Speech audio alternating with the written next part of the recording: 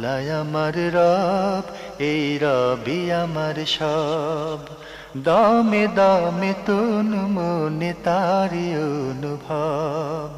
তোমার দুনিয়াতে আমি যেদিকে তাকাই, অথই নিয়ামতে ডুবে আছি সবাই। পাক পাখালির গানে শুনি তসবি কলরব, তসবি কলরব। আল্লাহ আমার রব, এই রবি আমার। আসসালামু আলাইকুম। প্রিয় দর্শক, আপনারা কেমন আছেন? সবাই ভালো থাকুন, সেটাই আমাদের একান্ত কামনা।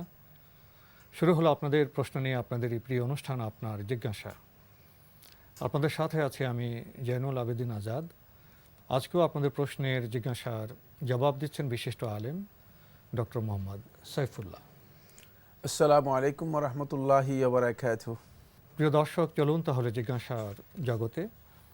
শুরুতে একটি ইমেল, এটি পাঠিয়েছেন ইয়াসিন আরাফাত তুষার। লিখেছেন, যদি কোনো কারণবশত সুন্নাতে মুআক্কাদা ছুটে যায়, তবে তা কি কবিরা গুনার অন্তর্ভুক্ত হবে?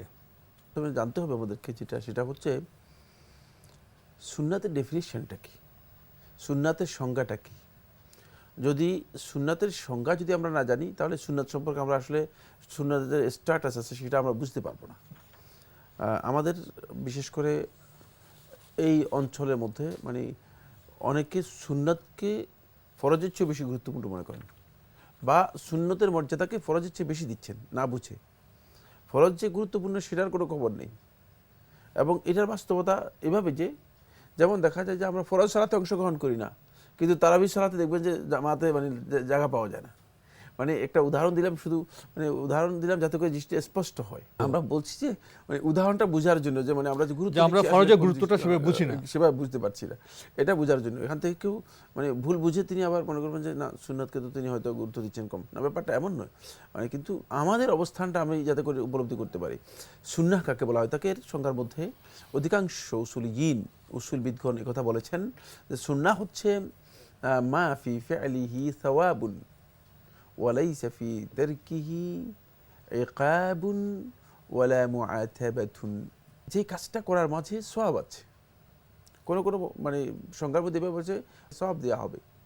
আর যা ছেড়ে দেওয়ার মধ্যে কোনো ধরনের ইকাব, শাস্তি নেই, শাস্তি নেই বলতে তাহলে সেটা কখনো কবিরা গুনাহ হবে না। শাস্তি নেই তো কবিরা গুনাহ হওয়ার প্রশ্নই আসে। কবিরা গুনাহ হচ্ছে শাস্তি, যার জন্য শাস্তির কথা, যেটা ফরজ ওয়াজিব। কবিরা গুনাহ হচ্ছে এমন কাজ যে কাজের ব্যাপারে শাস্তির কথা এসেছে, শাস্তির ব্যাপারে সরাসরি আল্লাহ রাব্বুল আলামিন বলেছেন, সেটা হচ্ছে কবিরা গুনাহ। এখানে কোনো ইকাব নেই।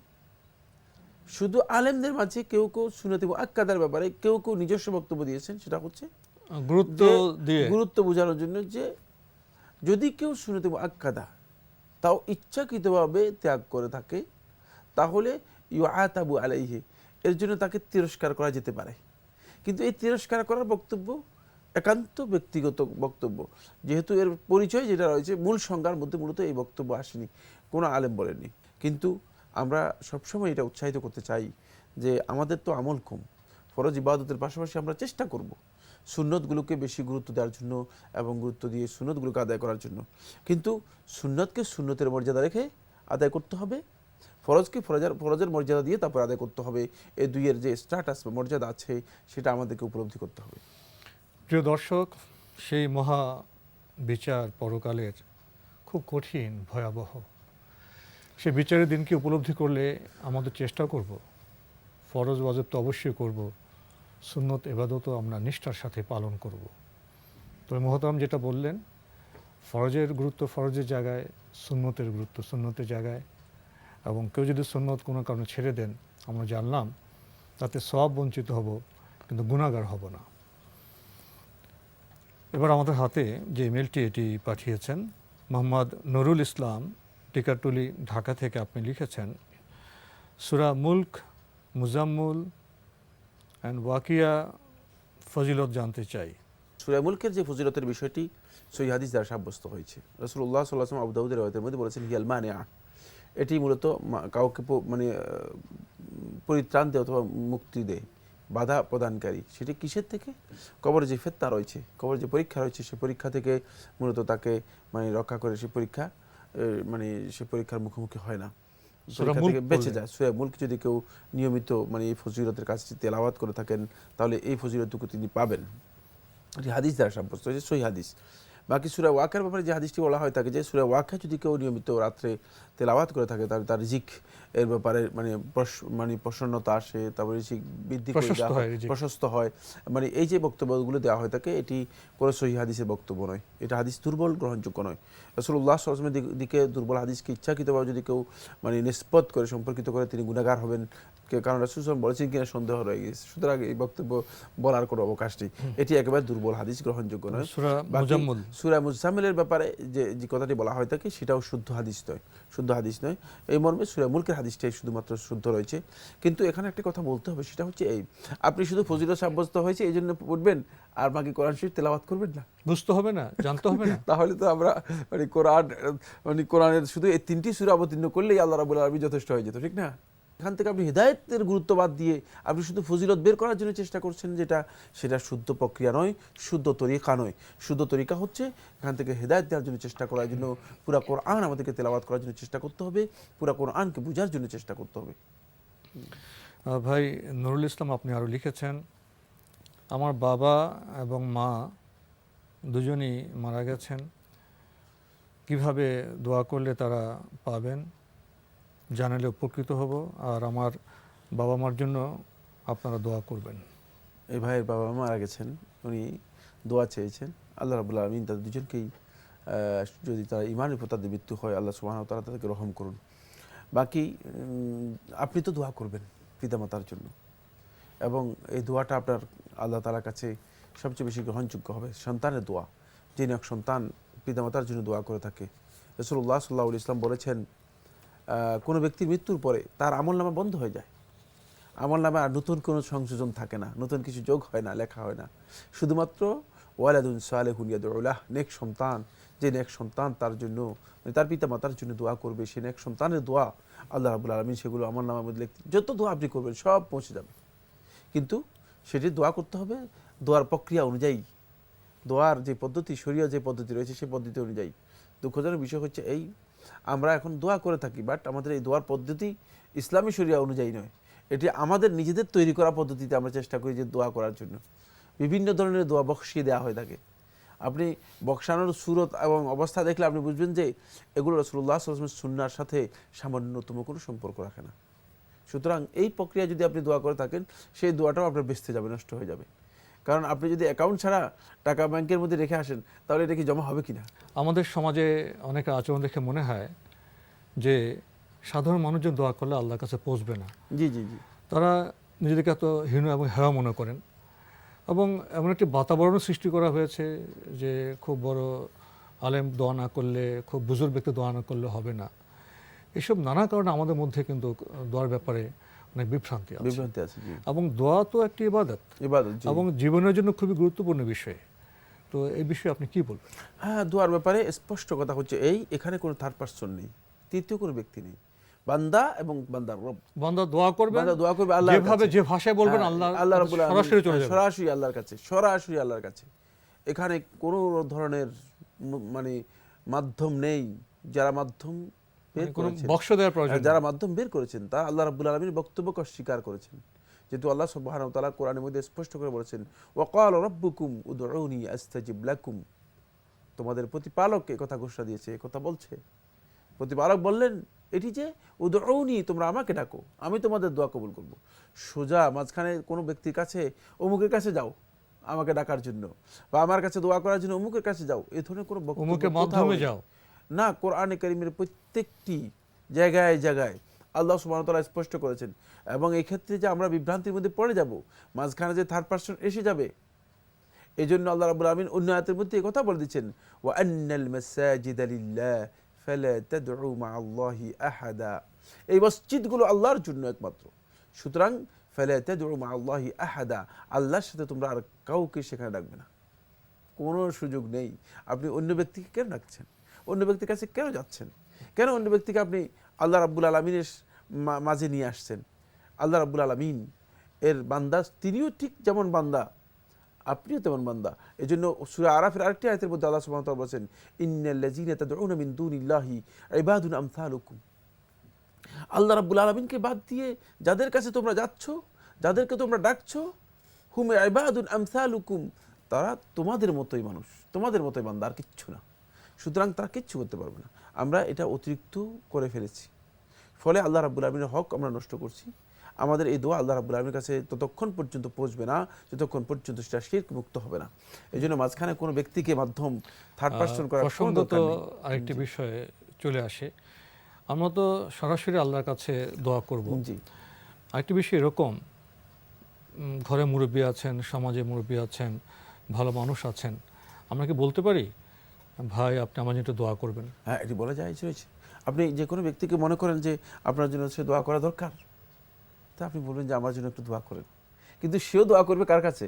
আল্লাহর কাছে। আল্লাহর কাছে। খেয়াল রাখতে হবে যে কিন্তু কোনো ব্যক্তির কাছে সেখানে দোয়া হবে না যে ভাই আপনার কাছে দোয়া করছি, আপনি একটু আমাকে ক্ষমা করে দেন। এক ব্যক্তি আরেক ভাইয়ের জন্য বা আরেক আমার আত্মীয়জন বিপদটা দোয়া করতে পারেন, জি। এবং সেটা আল্লাহর কাছে চাইবে। শুধু আল্লাহর কাছেই প্রত্যেকটা ব্যক্তি দোয়া করবে আল্লাহ রাব্বুল আলামিনের কাছে আর কি। কিন্তু কোনো ব্যক্তির কাছে আপনি দোয়া চাইতে পারেন, এই দরখাস্ত করতে পারেন যে ভাই আমার জন্য একটু দোয়া আমার করুন। জন্য একটু আপনি দোয়া করেন, এটা আপনি করতে পারেন। বা এটা একজন ইসলামের অনুমোদন দেওয়া ভালো হয়েছে। জ্ঞানী হুজুর বলতে পারি, হুজুর আমার জন্য একটু দোয়া করুন। হ্যাঁ, দোয়া করুন বলতে পারেন, কিন্তু একটা কথা খেয়াল রাখতে হবে যে মানে যেই ব্যক্তি তিনি দোয়া চাচ্ছেন মানে একজন ব্যক্তির কাছে, আর সেই ব্যক্তি যদি সরাসরি আল্লাহর কাছে দোয়া করেন, তাহলে দুইয়ের মধ্যে কোনটা উত্তম হবে? যে নিজে করবে সরাসরি যে দোয়া। নিজে করবে সেটা উত্তম। মানে নিজে দোয়া কারণ এর করবেন, মধ্যে- এটাই বিধান, এটাই উত্তম, এবং প্রয়োজন আমরা কারোর কাছে দোয়া করতে বলতে পারি, জি। দোয়া করবেন। জি। দর্শক, এবার আমাদের হাতে যে ইমেলটি এটি পাঠিয়েছেন শাহানা জামান, গুলশান, ঢাকা থেকে। আপনি লিখেছেন, অজু না করে কোরআন পড়া যাবে কি? অজু ছাড়া তো কোরআন ধরা জায়েজ। নবীজি রাতে অজু না করে তো আল ইমরানের 10 আয়াত পড়তেন। তিনটি মাসালা, তিনি অত্যন্ত গুরুত্বপূর্ণ কথা বলেছেন। উজু না করে কোরআন মানে পড়া যাবে কিনা, এই মাসালার মধ্যে ওলামায়ে কেরামের যথেষ্ট দ্বিমত রয়েছে। দুটি অভিমত রয়েছে। একদল ওলামায়ে কেরাম বলেছেন যে উজু ছাড়া কোরআন তেলাওয়াত করা জায়েজ নেই। এর পক্ষেও তাদের কিছু বক্তব্য রয়েছে, কিছু দলিল রয়েছে। এ পক্ষে সবচেয়ে শক্তিশালী যে দলিলটি সেটি হচ্ছে কিতাব আমর ইবনে হাজম রাহমাতুল্লাহ আলাইহি যে কিতাবটি, যেটি রাসূলুল্লাহ সাল্লাল্লাহু আলাইহি ওয়াসাল্লাম লিখেছেন মর্মে বলা হয়ে থাকে, এই কিতাবটি নিয়ে যথেষ্ট বিতর্ক রয়েছে। ফলে এই কিতাবের এই বক্তব্যগুলোর বিশুদ্ধতা নিয়ে এর মধ্যে এই যে কথাগুলো আছে এগুলো কি এর মধ্যে কোনো কারণে কি অতিরিক্ত কিনা, সেখানে আলেমদের মধ্যে কেউ কেউ বিতর্ক করেছেন। ফলে এটা দলিল হিসেবে একদল ওলামায়ে কেরাম মোটেও গ্রহণ করেননি। যেহেতু এই মর্মে কোনো বিশুদ্ধ বর্ণনা মানে সরাসরি পাওয়া যায়নি, এই জন্য দ্বিতীয় বক্তব্য এসেছে। ওলামায়ে কেরামের মধ্যে একদল বলেছে যে কোরআনে কারীম যদি কেউ তেলাওয়াত করতে চায়, আদব হচ্ছে কোরআনে কারীমকে সে তেলাওয়াত করবে উজু সহ, আর উজু ছাড়াও যদি সে তেলাওয়াত করতে চায় তাহলে তার জন্য এটা জায়েজ আছে, সে তেলাওয়াত করতে পারবে। এবং এই যুগের গবেষক ওলামায়ে কেরামদের মধ্যে অধিকাংশ ওলামায়ে কেরামরাই এই মাসআলাটাকে তারজিহ দিয়েছেন, মানে প্রাধান্য দিয়েছেন। কেন প্রাধান্য দিয়েছেন? যেহেতু এই মর্মে একেবারে সুস্পষ্ট কোনো হাদিস নেই। সুস্পষ্ট হাদিস যেহেতু নেই, তাহলে এটা মূলত একটা শক্তিশালী বক্তব্য হতে পারে। বাকি দ্বিতীয় যে মাসআলাটি সেটা হচ্ছে আপনি বলেছেন যে কোরআনে কারীম এই অজু ছাড়া ধরা যাবে, উজু ছাড়া ধরার মাসালাটি, ঠিক একই মাসালার মধ্যেই এটা আরেকটা পরমৃত ধারা, সেটা স্পষ্ট করার বিষয়টি উজু ছাড়া জায়েজ কিনা। এক্ষেত্রে জুমহুর উলামায়ে কেরাম, বেশিরভাগ উলামায়ে কেরাম বলেছেন যে না, উজু ছাড়া স্পষ্ট করতে পারবে না। এটা অধিকাংশ উলামায়ে কেরাম বক্তব্য। কিন্তু একদল উলামায়ে কেরাম তাবিদের মধ্যে এবং সাহাবীদের মধ্যেও কেউ সাহাবীদের 2জন সাহাবী থেকে এই রিওয়ায়াত পাওয়া গিয়েছে, আর তাবিদের মধ্যে অনেকের বর্ণনা পাওয়া গিয়েছে, এবং তাবিদের পরবর্তী যুগে অনেক ওলামায়ে কেরামের বক্তব্য দ্বারা সাব্যস্ত হয়েছে। তারা বলেছেন যে না, উজু ছাড়াও কোরআনে কারীমকে স্পষ্ট করা যাবে। এবং এখানে কোরআনে কারীমের মানে যে আয়াতটিকে দলিল হিসেবে যারা বলেছেন উজু ছাড়া স্পষ্ট করা যাবে না, এই আয়াতটিকে মানে উল্লেখ করেছেন লা ইয়ামাসসুহু ইল্লাল মুত্তাহহারুন। মুত্তাহহারুন বলা হয় তাকে একেবারেই পবিত্র, পরিপূর্ণ পবিত্রতা যাদের আছে তাদেরকে মুত্তাহহার বলা হয় থাকে। মানে এই মোত্তাহার ব্যক্তির মানে কোনো কারণেই তার মধ্যে মানে তাহারাতের সব দিক মানে পরিপূর্ণতার পবিত্রতার সব দিক তার মধ্যে আছে। তারা মানে কেবল তারাই এটাকে স্পর্শ করে, এই আয়াতের অর্থ চাই। এবার বুঝেন এই আয়াতের মধ্যে এই মুত্তাহারুন বলতে এখানে বোঝানো হয়েছে ফেরেশতাদের কথা। মানে এর তাফসীরের মধ্যে সালফে সালেহিনের তাফসীর দ্বারা সাব্যস্ত হয়েছে, বোঝানো হয়েছে ফেরেশতাদের কথা। এটা কি লৌহে মাহফুজের হ্যাঁ, কথা? কারণ এর আগে মানে এর আগের মানে অংশ কিন্তু কেউ উল্লেখ করে না। কেন উল্লেখ করে না? কারণ উল্লেখ করলে এটা দলিল হবে না। বুঝতে পেরেছে কিনা? সেটা হলো আগের দুই আয়াত হচ্ছে ইন্নাহু লাকুরআনুন কারীম ফি কিতাবিম মাকনুন। এই দুই আয়াত কিন্তু উল্লেখ করে না দলিলের মধ্যে। ইন্নাহু নিশ্চয় এটি লাকুরআনুন কারীম, সম্মানিত কোরআন, সম্মানিত কোরআন, ফি কিতাবিম মাকনুন, সংরক্ষিত কিতাবের মধ্যে যেটি রয়েছে, যেটা লৌহ মাহফুজ বোঝানো হয়েছে। জি, তাহলে বোঝা যাচ্ছে যে এখানে মূলত এই আয়াত কিন্তু এই মানে এই মুসহাফের জন্য দলিল নয়। এই মুসহাফের জন্য এটা অন্য জায়গা, অন্য স্থান, অন্য সময়ের ব্যাপার। অন্য সময়ের বিষয়। আর মানুষদেরকে মুত্তাহার বলা হয় না। মানুষ সর্বোচ্চ হচ্ছে তাহের, পবিত্রতা যে অর্জন করতে হয়। আর মানুষের পবিত্রতার বিষয়টাই যখন অর্জন করবে তখন বলে মুতাতাহহির, মানে যে পবিত্রতা চেষ্টা করছে। শব্দগত মৌলিক পার্থক্য আছে, শব্দের পার্থক্য রয়েছে ব্যবহারগত দিক থেকে। যাই হোক, সেটা আমরা অনেক মানে দীর্ঘ আলোচ্য বিষয়। মানে মুদ্রা কথা যেটা, সেটা হচ্ছে এই জন্য ওলামায়ে কেরাম বলেছেন না, এই আয়াত দলিল হতে পারে না, স্পর্শ করার বিষয় এই আয়াত দলিল হতে পারে না।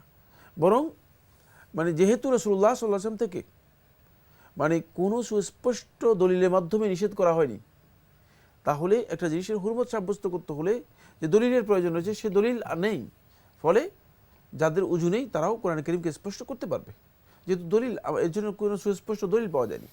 এবং এই বক্তব্যটাকে আমার কাছে মজবুত বা শক্তিশালী মনে হয়, যদিও মানে দুটি বক্তব্যের ব্যাপারে মানে অনেক কথা আছে। আমাদের যারা সাধারণ মুসলিম ভাই বোন তারা কি যদি এইভাবে জিনিসটাকে নেয় যে পবিত্র কোরআন পড়া এবং ধরা অজু করে উত্তম, কোনো কারণে অজু করতে না পারলেও পবিত্র কোরআন স্পর্শ করতে পারবে, পড়তেও পারবে। যেমন স্পর্শ করার বিষয়টি একটু আপনাকে বলি, যেমন কেমন জিনিসটাকে কত জটিল করা হয়েছে। যেমন একটা কোরআন শরীফ রয়েছে টেবিলের উপর, এখন একজন বলতেছে মানে এই কোরআন শরীফটা কে সরাবে এখান থেকে, মানে বলে আপনি সরাই দেন, বলছেন না আমার তো উজু নেই। আরে ভাই, আপনি একটু কোরআনটা সরাই দেন, জীবনটাকে অনেক জটিল করে ফেলা, মানে জিনিসটাকে কত জটিল করে দিয়েছে। মানে এটা মানে অথচ কোরআন কারীমের মুসহাফটাকে শুধুমাত্র এখান থেকে আরেকখানে ট্রান্সফার করলো। এটা এই কাজটিও দেখা যাচ্ছে যে মানে আমরা মানে এটা বাড়াবাড়ি বলা হয় তাকে, এটাই বাড়াবাড়ি করলে জীবন তো অচল হয়ে যাবে। এটাকে এবং এই অবস্থার কারণেই কোরআন পাঠ কম করা হচ্ছে। কোরআনকে অনেক মর্যাদা দিয়ে চুমু খেয়ে গিলাপে ভরে অনেক উপরে রেখে দেওয়া হয়, টেবিলেও রাখা হয় না, অনেক উপরে, তখন তো নিয়ে আর পড়া হয় না। আমরা যদি আসলে বাড়াবাড়ি না করতাম তাহলে কোরআন আমাদের হাতে থাকতো, আমাদের টেবিলে থাকতো, আমরা অজু করে পড়তে পারতাম, কোনো অজু না থাকলেও আমরা পড়তে পারতাম, তাহলে কোরআনের পঠন পাঠনটা আর বেশি হতো। হ্যাঁ, শুধু একটি মাসালা নিয়ে মানে কথা রয়েছে, সেটা হচ্ছে যেমন নাপাক অবস্থায় যদি কোরআন কারীম স্পর্শ করার বিষয় নিয়ে, তো অন্য মাসলা। জুমহুর উলামায়ে কেরাম বলেছেন যে সে অবস্থায় অথবা হাইজ অবস্থায় তা কোরআন স্পর্শ করবে না, সুস্পষ্ট বিষয়। আমাদের এই দর্শক তো আরেকটি প্রশ্ন করেছেন যে নবীজি রাতে ওযু না করে তো ভুলে গেছি আলে ইমরানের 10 আয়াত না, রাসূলুল্লাহ সাল্লাল্লাহু আলাইহি ওয়াসাল্লাম ওযু না করে আলে ইমরানের 10 আয়াত পড়েছেন, এই বক্তব্য শুদ্ধ নয়। আর ইমরানের আয়াত পড়েছেন এটি শুদ্ধ, কিন্তু উযু না করে পড়েছেন কেউ যদি বলে থাকেন তিনি ভুল বলেছেন। কারণ আয়েশা রাদিয়াল্লাহু আনহা বর্ণিত সহিহ হাদিস দ্বারা সাব্যস্ত হয়েছে রাসূলুল্লাহ সাল্লাল্লাহু আলাইহি ওয়াসাল্লাম যখন ঘুম থেকে জাগতেন তখন তিনি সর্বপ্রথম কাজ করতেন মিসওয়াক, তারপরে তিনি উযু করতেন। সুতরাং উযু না করে পড়েছেন যে বক্তব্যটি কি যে দিয়েছেন সে বক্তব্য শুদ্ধ নয়, আল্লাহ তাআলাই সবচেয়ে ভালো জানেন। তো আজকে আমাদের এখানে শেষ করতে হচ্ছে, আপনাকে অনেক ধন্যবাদ। আপনাকে অশেষ ধন্যবাদ। প্রিয় দর্শক, আমরা পবিত্র কোরআন ধরা না ধরা, অজু ছাড়া এই প্রসঙ্গে জানলাম। মূল বিষয়টা হলো পবিত্র কোরআন মানব জীবনের জন্য অভ্রান্ত গ্রন্থ, আলোকবর্তিকা। পবিত্র কোরআনকে আমাদের পড়তে হবে, অজু করে পড়ব, কোনো অজু না থাকলে আমরা পড়ব, পাঠের সওয়াব আছে, কিন্তু দায়িত্ব হলো কোরআনকে জানা। জানলে আমরা উপলব্ধি করতে পারবো কোরআন আমাদের জীবনের বিচিত্র সম্পর্ক সূত্রে কী বার্তা দিয়েছে। আসুন আমরা কোরআন শুদ্ধভাবে পাঠ করি, অর্থ জানি এবং জীবনে এটা আমল করি, তাহলেই জীবন এবং সমাজ আলোকিত হবে, পরকালেও আমরা উপকৃত হতে পারবো। চিঠি লিখুন, প্রশ্ন পাঠান আমাদের ঠিকানায়। পরিচালক আপনার জিজ্ঞাসা, এনটিভি, বিএসসি ভবন, 7ম তলা, 102 কাজী নজরুল ইসলাম এভিনিউ, কারওয়ান বাজার, ঢাকা 1215। আপনারা ইমেলও করতে পারেন। আমাদের ইমেল অ্যাড্রেস আপনার জিজ্ঞাসা @ntvbd.com। প্রিয় দর্শক, আপনারা আমাদের এই অনুষ্ঠানটি এনটিভি অনলাইনেও দেখতে পারবেন। ভিজিট করুন www.ntvbd.com। দর্শক, আপনারা সবাই নিরাপদে থাকুন শান্তিতে। আসসালামু আলাইকুম। আল্লাহ আমার রব, এই রবি আমার সব, দামে দামে তুন মনে তারি অনুভব। তোমার দুনিয়াতে আমি যেদিকে তাকাই, অথই নিয়ামতে ডুবে আছি সবাই। পাক পাখালির গানে শুনি তসবিহ কলরা।